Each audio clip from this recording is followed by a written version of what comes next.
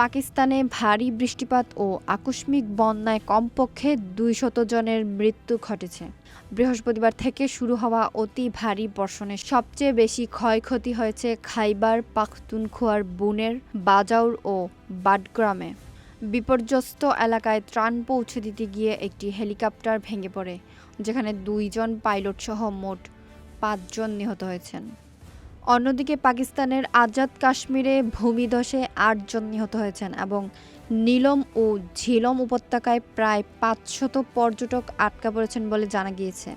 উদ্ধার ও ত্রাণ কার্যের পর্যালোচনা করতে পাকিস্তানের প্রধানমন্ত্রী শাহবাজ শরীফের সভাপতিত্বে একটি উচ্চ পর্যায়ের বৈঠক শুরু হয়েছে।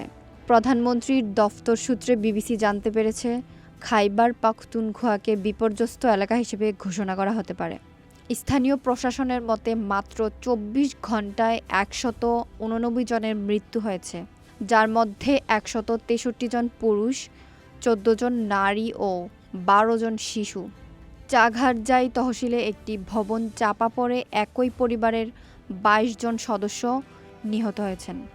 উদ্ধার কর্মকর্তারা জানিয়েছেন, হিগুকান্দ ও পীরবাবা এলাকার বন্যায় বহু নারী ও শিশু আটকা পড়েছে। আল মদিনা নামের একটি হোটেল সম্পূর্ণ ভেসে গিয়েছে। এদিকে মহামান্য জেলা পুলিশ বিবিসির উর্দু বিভাগকে নিশ্চিত করেছে, খাইবার পাখতুনখোয়া প্রদেশের মুখ্যমন্ত্রীর ব্যবহার করা একটি হেলিকপ্টার ভেঙে পড়েছে। বাজাউর জেলার সালারজাই এলাকায় ত্রাণ সামগ্রী নিয়ে যাচ্ছিল ওই MI-17 হেলিকপ্টারটি।